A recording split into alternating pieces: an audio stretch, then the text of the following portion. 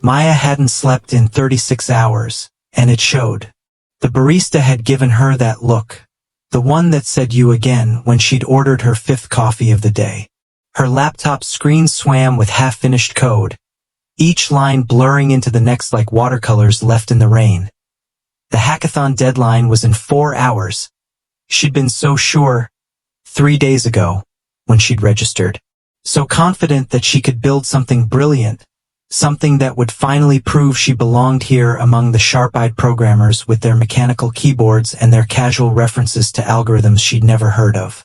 The prize, a development contract with Vertex Systems, would change everything. No more scrambling for freelance gigs.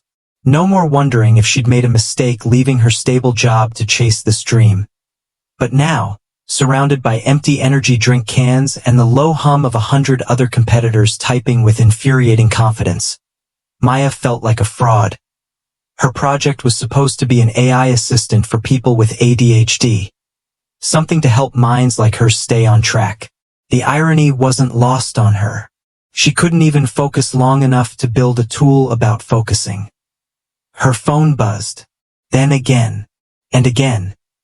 "Mom, did you eat today?" "Sarah? OMG, have you seen what Travis posted about you?" "LinkedIn. You appeared in 12 searches this week." Maya's thumb hovered over the notifications, that familiar magnetic pull. Just one quick look. What had Travis posted? It was probably nothing, but what if 15-minute warning for preliminary submissions?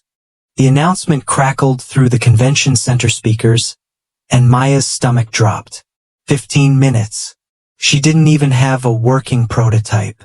She had fragments, pieces, a skeleton of an idea that wouldn't compile, let alone impress the judges around her. Other competitors were already uploading their projects, faces glowing with the particular satisfaction of completion. A guy to her left actually hooped, pumping his fist in the air. Maya stared at her screen. The cursor blinked in an empty function, waiting for her to tell it what to do. Mocking her. She could give up. Just close the laptop, walk away. Tell herself she tried. No one would blame her. She'd known it was a long shot anyway. Her finger moved toward the power button. But then something strange happened in the chaos of the convention center. The buzz of conversation, the clatter of keys, the tinny music bleeding from someone's headphones. Maya noticed something. A sound underneath all the noise. Her own breathing. Steady, despite everything. She closed her eyes. What would the app tell someone like me right now? The answer came immediately, in her own voice. Start with one thing. The smallest thing. Not the whole mountain. Just the next step. Maya opened her eyes. The chaos was still there, but something had shifted.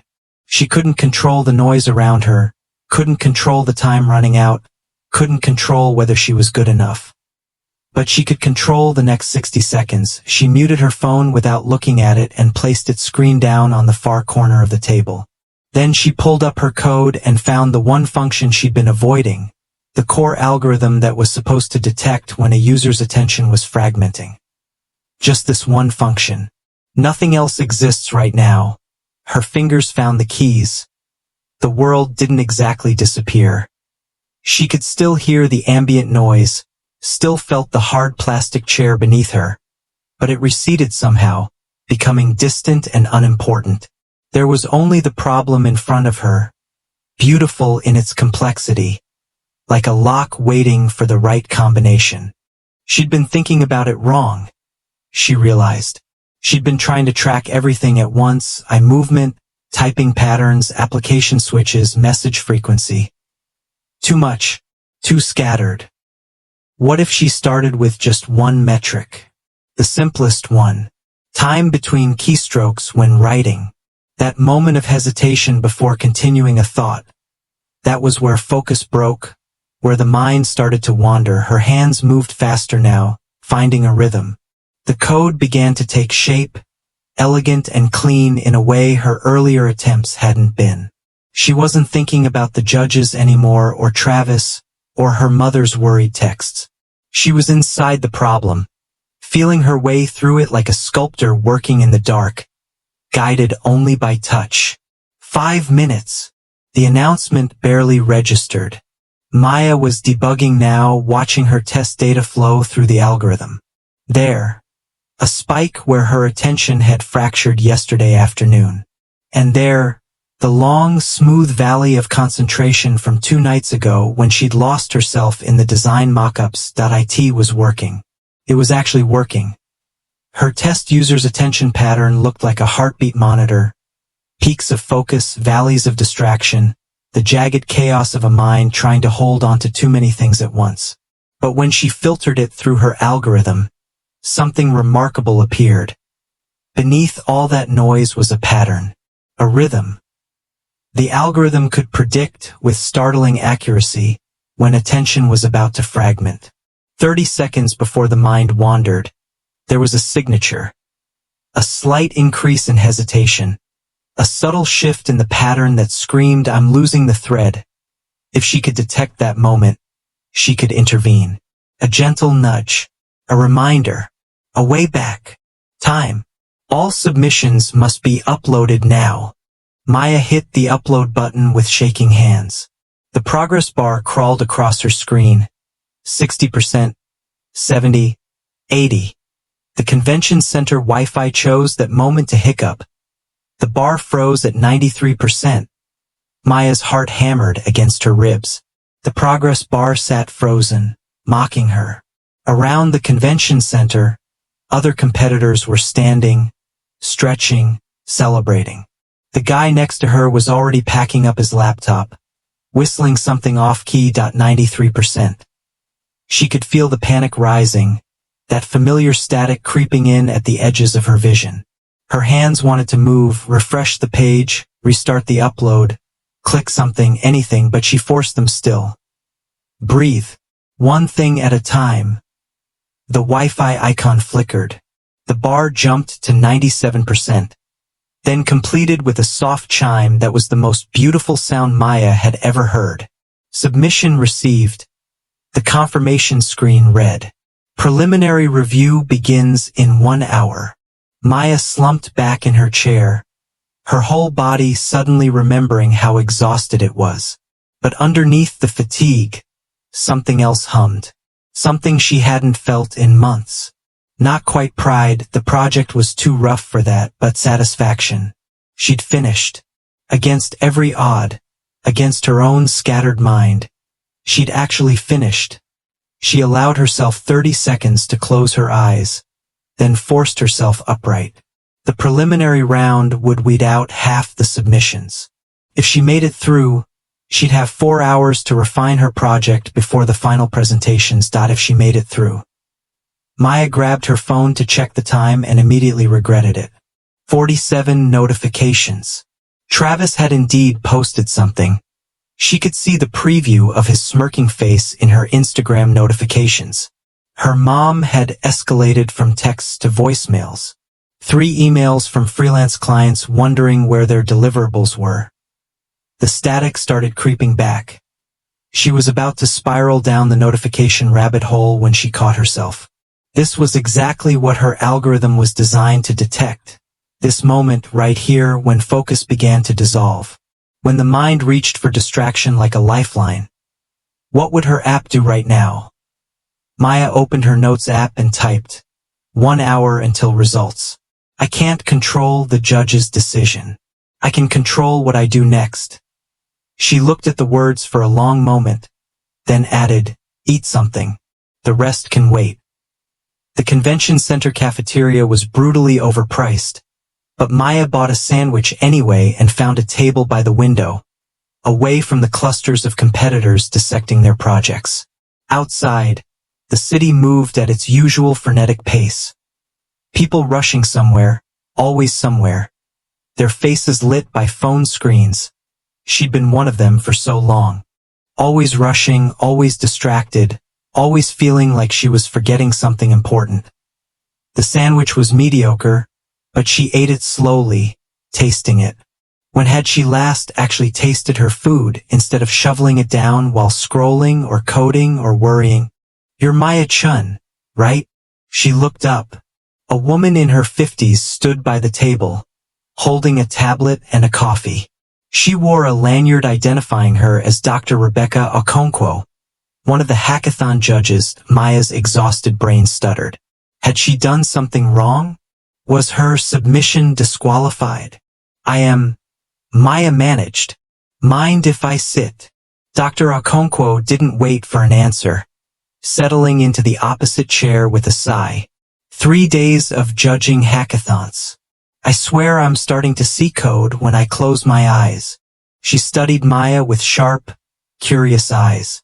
"Your project caught my attention." Maya's heart rate spiked. "The preliminary results aren't. Not officially, no. But I wanted to talk to you before the circus starts." Dr. Okonkwo pulled up something on her tablet. "Your ADHD assistant. You built the core algorithm in the last 15 minutes before the deadline." It wasn't a question. Maya nodded, unsure where this was going. "I could tell," the judge said. "The code quality changes dramatically in that final section. Earlier parts are competent but unfocused. You're trying to do everything at once. Then suddenly clarity, elegance, like a different person wrote it." She looked up. "What happened?" Maya opened her mouth, then closed it. How could she explain that moment when everything had clicked? When the world had narrowed to just the problem in front of her and her hands on the keyboard. "I stopped trying to control everything," she said finally. "I just focused on the next step." Dr. Okonkwo smiled, but it was a sad smile. "Do you know how rare that is? True focus." She gestured toward the convention center floor, visible through the cafeteria windows. "Most of these kids, brilliant as they are, they've never experienced it. They can multitask, sure. They can juggle a dozen Chrome tabs and 3 conversations and a podcast. But focus, real deep focus, that's becoming a lost art." She tapped her tablet screen. "Your algorithm detects the moment focus breaks. That's valuable. But I kept wondering, what if you could do the opposite?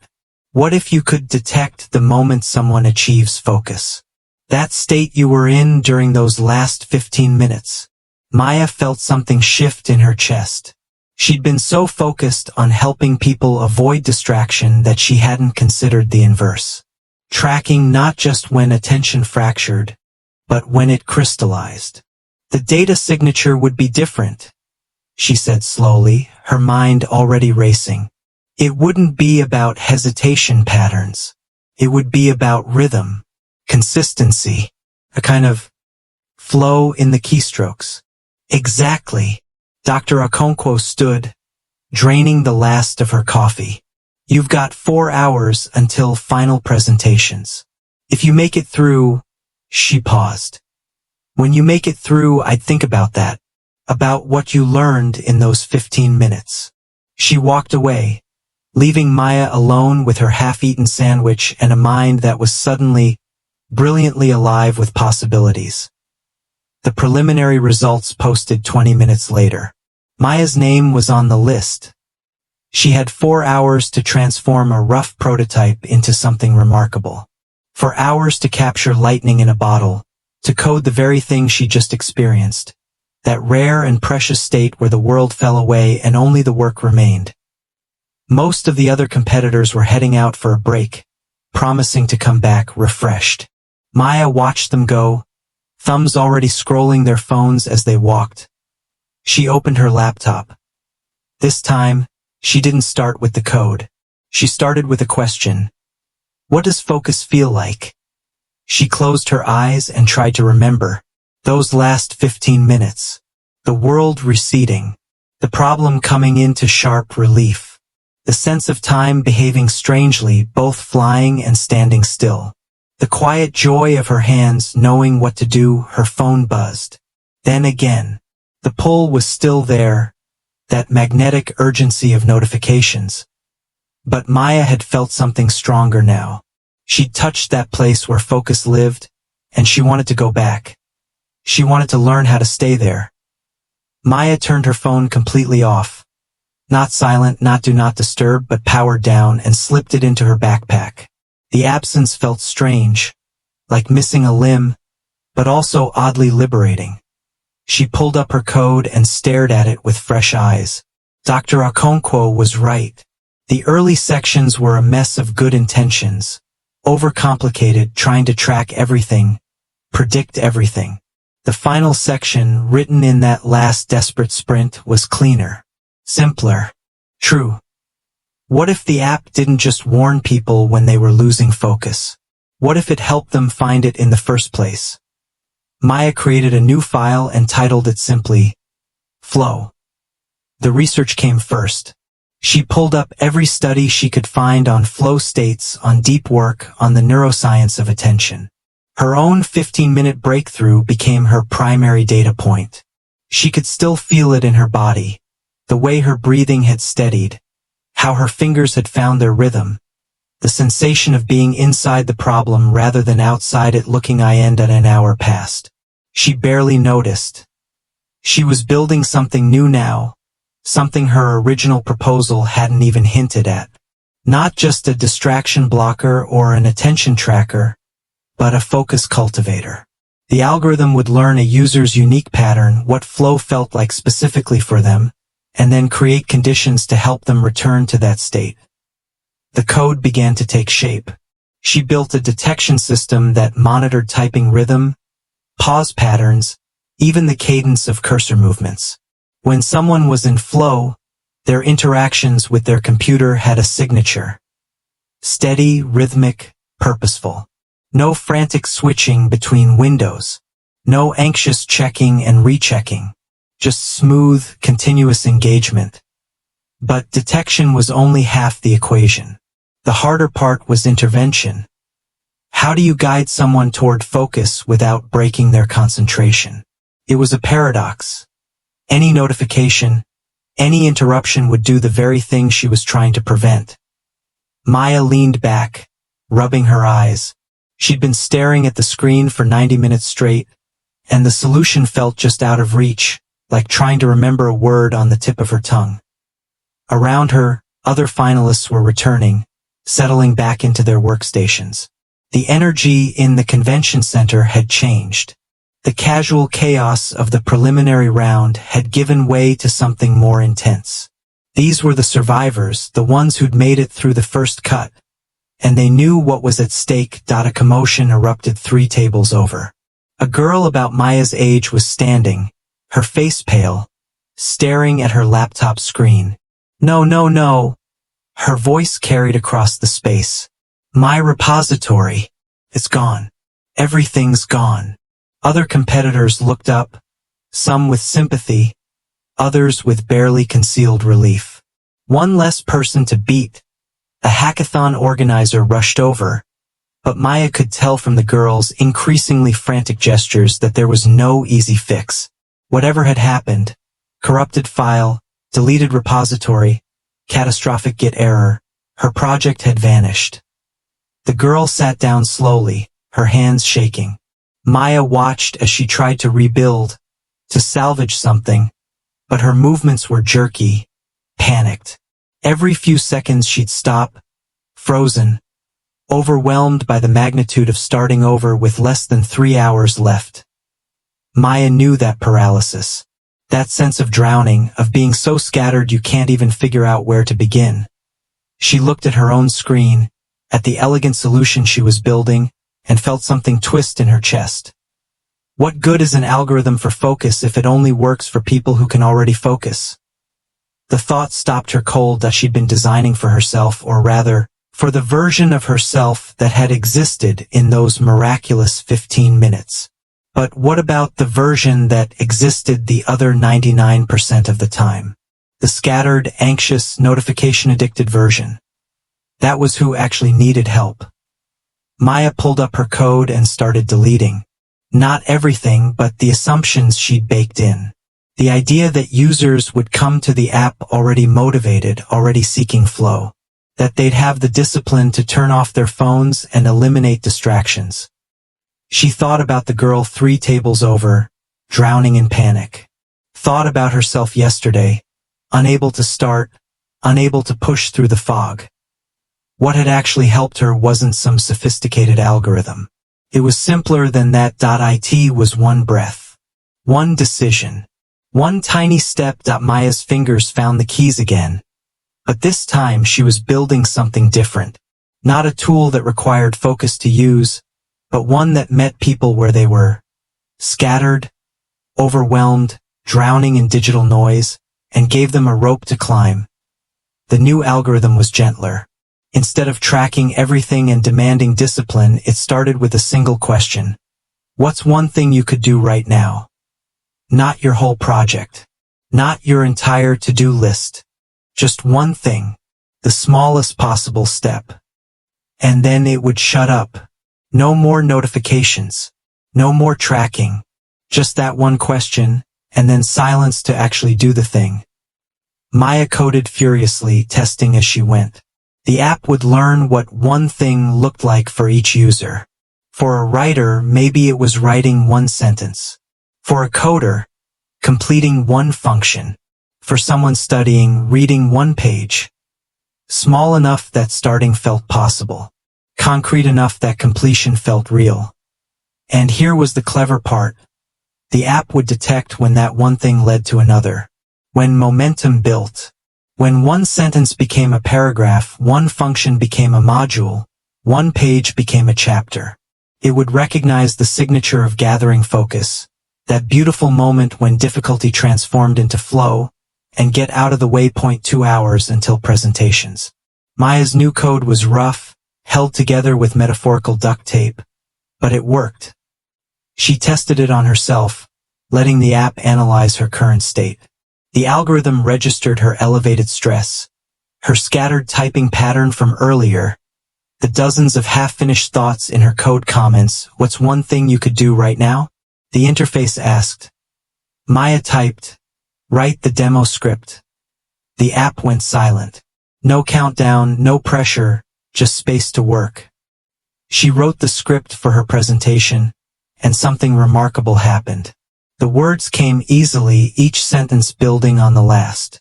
She wasn't thinking about the judges or the other competitors or the prize anymore. She was just explaining her idea, telling the story of what she'd discovered. When she finished the script, the app chimed softly once and showed her a simple visualization. Her typing pattern over the last 40 minutes. The ragged chaos of the beginning, smoothing into steady rhythm, then flowing into what was unmistakably focus. You were in flow for 32 minutes, the app noted. This is what it looks like for you. Maya stared at the pattern, feeling something shift deep in her understanding. This was the answer Dr. Okonkwo had been pushing her toward. Not just detecting when focus broke, but showing people what focus felt like when they found it. Creating a mirror so they could recognize that state and, eventually, learn to return to it at will. She had an hour left. Enough time to polish the demo, enough time to prepare. Enough time, maybe, to check on the girl who'd lost her project. Maya saved her work 3 times in 3 different places, paranoid after witnessing the other girl's disaster, and walked over. The girl was still there, hunched over her laptop, but she wasn't coding anymore. She was just sitting, staring at a blank screen, her whole body radiating defeat. Hey, Maya said quietly. The girl looked up, and Maya could see she'd been crying. I don't know why I'm still sitting here. It's over. What was your project? A music therapy app for anxiety. Stupid, right? And now it's gone. Not stupid, Maya said. She hesitated, then pulled up a chair. Can I show you something? She opened her own app on her laptop, the one she'd just been testing. I'm not saying this will fix everything, but what's one thing you could do right now? The smallest possible thing? The girl laughed bitterly. I'd need to rebuild the entire back end. The entire... One thing, Maya interrupted gently. Not the whole mountain. What's the first step? The girl was quiet for a long moment. I guess I'd need to set up a new repository. Okay, just that. Nothing else. Maya watched as the girl's hands moved to her keyboard, tentative at first. Creating a new repository took maybe 3 minutes. When it was done, the girl sat there, looking at the empty structure. What's next? Maya asked. The basic file structure, I guess. It's just copying the template I use. So do that. Another 5 minutes. The girl's movements were getting steadier now, less frantic. She was still overwhelmed, still facing an impossible deadline, but she'd found a handhold. I should let you work, Maya said, standing. Wait. The girl looked up. Why did you help me? We're competing. Maya thought about that. 24 hours ago, she might have walked past, told herself it wasn't her problem, that she had her own project to worry about. But something had changed in those 15 minutes of perfect focus. She'd glimpsed something true. That concentration wasn't about shutting out the world or crushing the competition. It was about being fully present with what mattered. And right now, what mattered was another person drowning in the same overwhelm she'd been drowning in. Because I know what it feels like, Maya said simply. She returned to her own workstation. 45 minutes until presentations. Her demo was ready. Her code was as clean as she could make it in the time available. She had her script memorized. But there was one more thing she wanted to add. Maya opened her code one last time, not to add features, but to add something simpler. A story. The app needed context. Users would open it scattered and skeptical, the same way she'd sat down at this hackathon. Desperate, distracted, sure she was going to fail. They needed to know this wasn't built by someone who had it all figured out. It was built by someone who struggled. She added an About section and began typing. This app was created during a hackathon, in the last 4 hours before deadline, by someone who almost gave up. Someone who couldn't focus, who was drowning in notifications and self-doubt and coffee. If you're feeling scattered right now, you're not broken. You're human, and you're in the right place. Her fingers paused on the keys. She thought about including more, the technical details, the research, the algorithmic sophistication, but stopped herself. The people who needed this app didn't need to know how it worked. They needed to know it understood them. She saved the file and ran the complete demo one more time. The interface was clean, almost stark. No overwhelming dashboards, no guilt-inducing productivity metrics, no gamification that would just become another source of anxiety. Just a simple question. What's one thing you could do right now? And then, after focus emerged and faded, a gentle reflection. This is what flow felt like for you. You found it once. You can find it again. 10 minutes. Finalists, please proceed to Presentation Hall B. The announcement jolted Maya back to the present. Her hands were shaking again, but differently this time. Not the frantic tremor of panic, but the sharp buzz of adrenaline mixed with something else. Anticipation, maybe, or purpose. She grabbed her laptop and joined the stream of competitors heading toward the hall. The girl she'd helped earlier caught her eye from across the crowd and mouthed, "Thank you." She was carrying her laptop too. Somehow, impossibly, she'd pulled together enough for a presentation. The presentation hall was designed for intimidation. A stage with harsh spotlights. A panel of 5 judges sitting in the front row, their faces professionally neutral. Behind them, an audience of tech industry representatives, potential investors, and other competitors who'd been eliminated but stayed to watch. Maya found her assigned seat and checked the presentation order. She was going 7th out of 12 finalists. The middle of the pack, anonymous enough that a disaster might be forgotten, but not so late that the judges would be exhausted and glazed over. The first presenter was a guy from MIT with a machine learning model that optimized traffic flow in real time. Impressive. Polished. The judges nodded approvingly and asked technical questions he fielded with ease.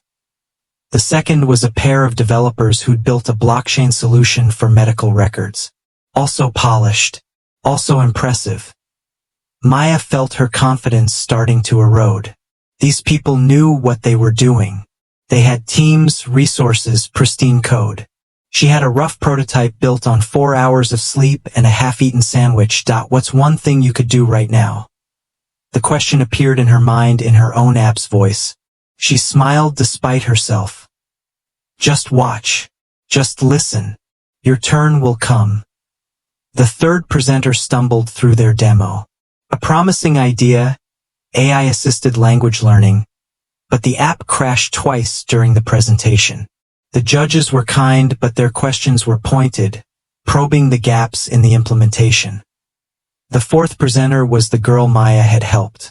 She walked on stage with her shoulders back, and Maya felt a surge of protective pride. My project is called Resonance. The girl began, her voice only slightly shaky. It's a music therapy app for managing anxiety.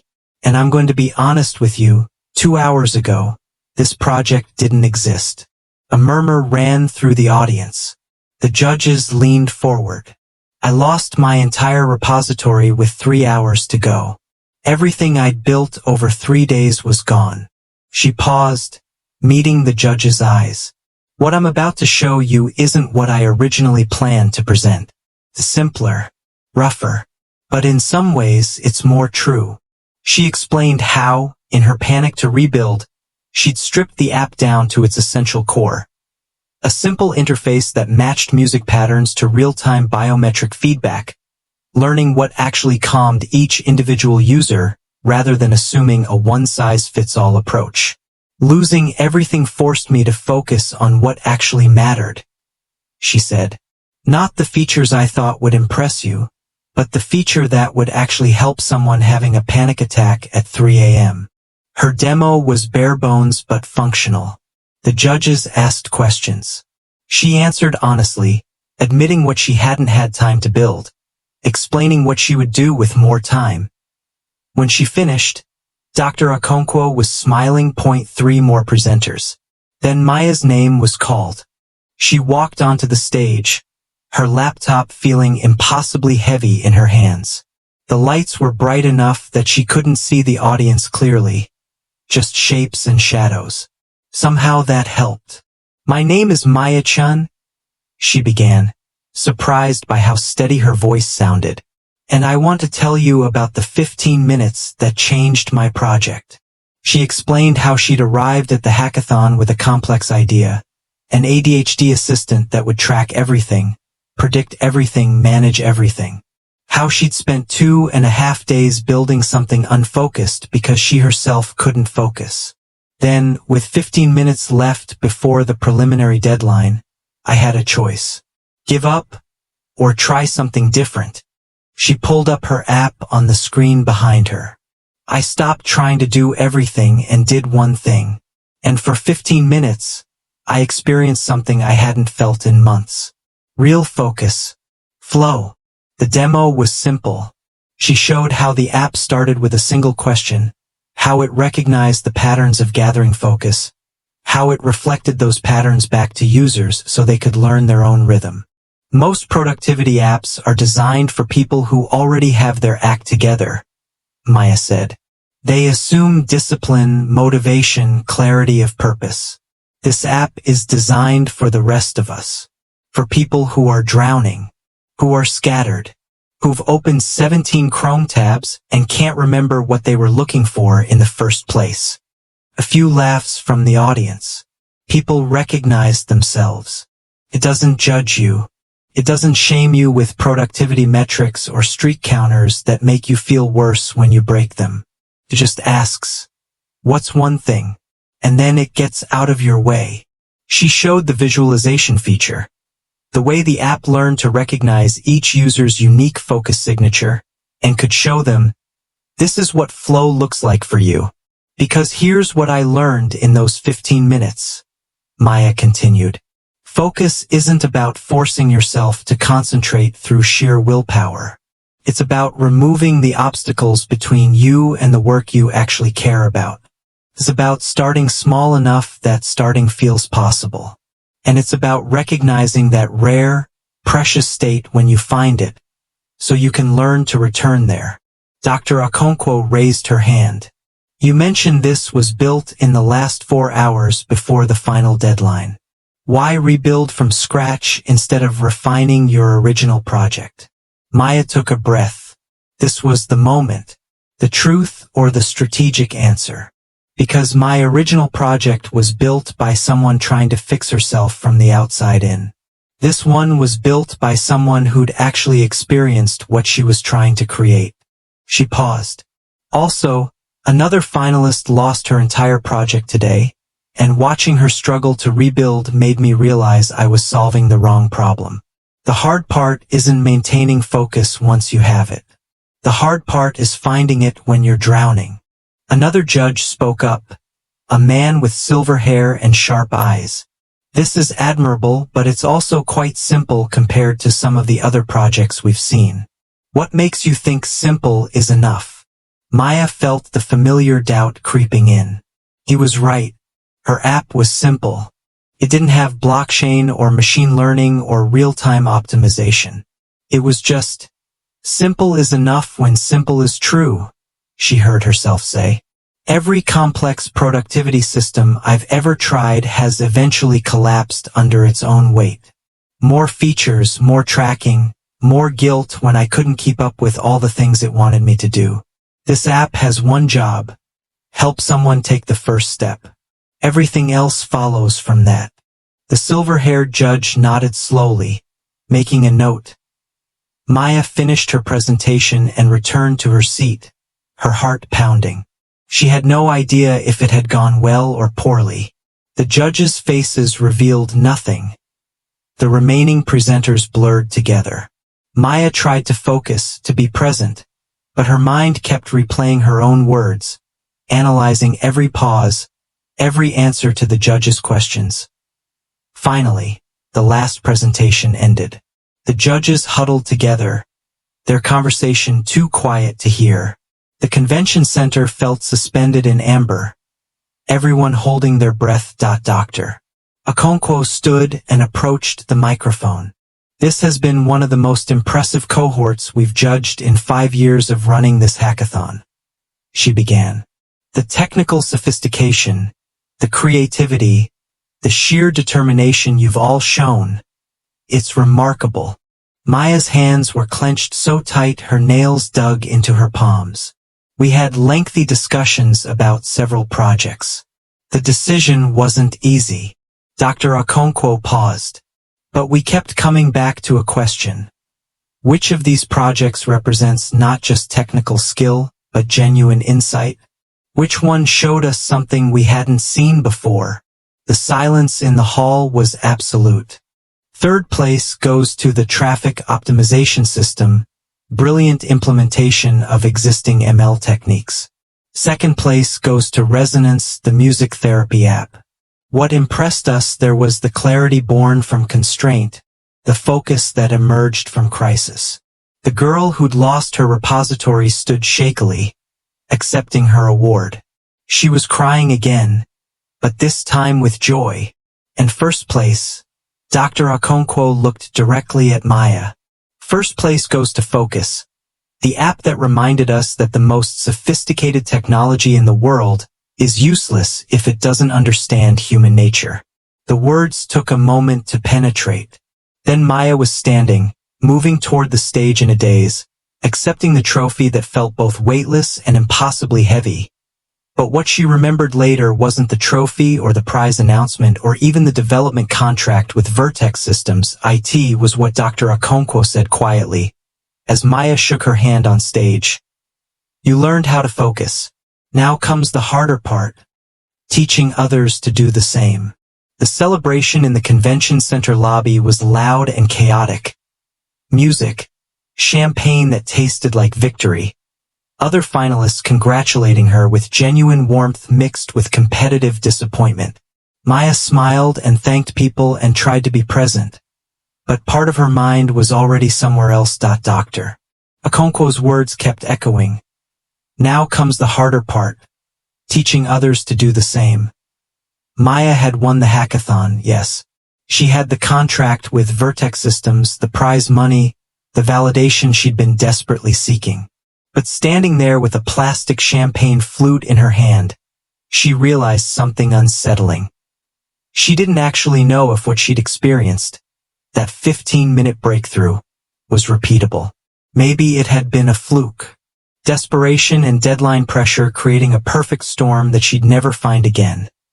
The girl with the music therapy app, Resonance, found Maya near the exit. Up close, Maya could see she was younger than she'd first thought, maybe 21. "I wanted to thank you properly," the girl said. "I'm Zara, by the way. And what you did, stopping to help me when you had your own deadline, I won't forget that. You would have figured it out," Maya said, and meant it. "Maybe, but faster because you asked the right question." Zara hesitated. "That thing your app does. What's one thing you could do right now?" "I've been thinking about it. That's not just a programming trick, is it?" "That's how you actually think." Maya considered that. "I'm not sure I knew it was until today. I've spent most of my life trying to do everything at once and wondering why I always felt scattered." "So what now?" Zara asked. "You've got the contract, the funding. Are you going to build the full version?" "I think so. I hope so." Maya paused. "If I can figure out how to scale something that feels really personal." They exchanged contact information, promised to stay in touch in that way people do at conferences, knowing they probably wouldn't. But as Zara walked away, Maya thought maybe this time would be different. The crowd was thinning. Maya's phone, still powered off in her backpack, suddenly felt heavy with all the messages she'd been ignoring. Her mother, her friends, Travis and whatever he'd posted. The freelance clients wondering where their work was. The real world, waiting to swallow her back up. She found a quiet corner and turned the phone on. It buzzed for a solid minute as notifications flooded in. 47 messages from when she'd last checked. Now closer to 80. The static feeling started creeping back. That pull toward infinite scrolling, toward addressing every notification, toward fracturing her attention across a dozen urgent-seeming demands. Maya opened her own app on her laptop instead. Let it analyze her current state. The algorithm registered elevated stress, the scattered pattern of someone about to fall back into old habits. "What's one thing you could do right now?" she typed. "Read Mom's messages. Everything else could wait." Just that. Her mother, who worried, who wanted to know she was okay. Maya opened the text thread. The messages escalated from casual check-ins to worry to barely concealed panic. The most recent was from an hour ago. "If I don't hear from you by midnight, I'm calling the police." Maya smiled despite herself and called. "Oh, thank God." Her mother answered on the first ring. "Maya, I've been worried sick." "I know, Mom. I'm sorry. I was at the hackathon and I had to turn my phone off and I won." Silence. "Then, you won." "First place. The development contract. Everything." Her mother's shriek of joy was loud enough that several people across the lobby turned to look. Maya found herself laughing, really laughing, for the first time in days. They talked for 10 minutes. Her mother wanted every detail, and Maya found herself telling the story. The near failure, the 15-minute breakthrough, the decision to rebuild, helping Zara, the presentation. "I'm proud of you," her mother said finally. "Not because you won, though that's wonderful, but because you didn't give up. That's my daughter." After they hung up, Maya looked at the remaining notifications. 73 unread messages. 6 months ago, she would have spent the next 2 hours working through every single one, unable to rest until the count hit 0. Instead, she asked herself, what actually matters right now? Travis's Instagram post didn't matter. LinkedIn notifications didn't matter. Most of the texts were congratulations from people who'd seen the hackathon results posted online. Nice, but not urgent. What mattered was sleep. Real sleep in a real bed, for the first time in 2 days. Maya closed her laptop, gathered her things, and headed for the exit. Maya-chan. She turned. A man in an expensive suit approached. Late 30s, confident walk, the kind of person who was used to being the smartest in the room. Derek Voss, Vertex Systems. He extended his hand. I wanted to catch you before you left. Congratulations on the win. Thank you, Maya said, shaking his hand, trying to project confidence despite her exhaustion. I've been reviewing your code. He pulled out a tablet showing her repository. Impressive work, especially given the time constraints. But I'll be honest, what sold us wasn't the technical implementation. It was the insight. The insight that focus is a skill that can be learned, not a personality trait you either have or don't. Most productivity apps assume users already know how to concentrate. Yours meets people where they actually are. He paused. The question is whether you can scale that. Make it work for thousands of users, not just yourself. This was it. The moment where she was supposed to pitch, to promise, to convince him she had it all figured out. But Maya was so tired of pretending. I don't know, she said honestly. I discovered something true today about how my own mind works, about what focus actually feels like. But translating a personal breakthrough into something that helps strangers? That's the part one haven't figured out yet. Derek raised his eyebrows. Most people, Maya suspected, would have given him certainty, confidence, a roadmap. Good, he said finally. Good. You're honest about what you don't know. That's rare. He pulled out a business card. The contract comes with 3 months of development time and access to our research team. I suggest you spend the first month not coding, but using your own app. Really using it. Figure out what works and what doesn't. Make it fail. Learn why. Maya took the card, surprised. That's not what I expected you to say. Most developers want to scale immediately. Build fast, ship faster. But you've discovered something genuine. Don't lose that trying to please everyone. He smiled slightly. Start your contract Monday. Get some sleep first. You look like you need it. He walked away, leaving Maya alone in the emptying lobby. She made it back to her tiny apartment at 2 a.m. The place was a disaster.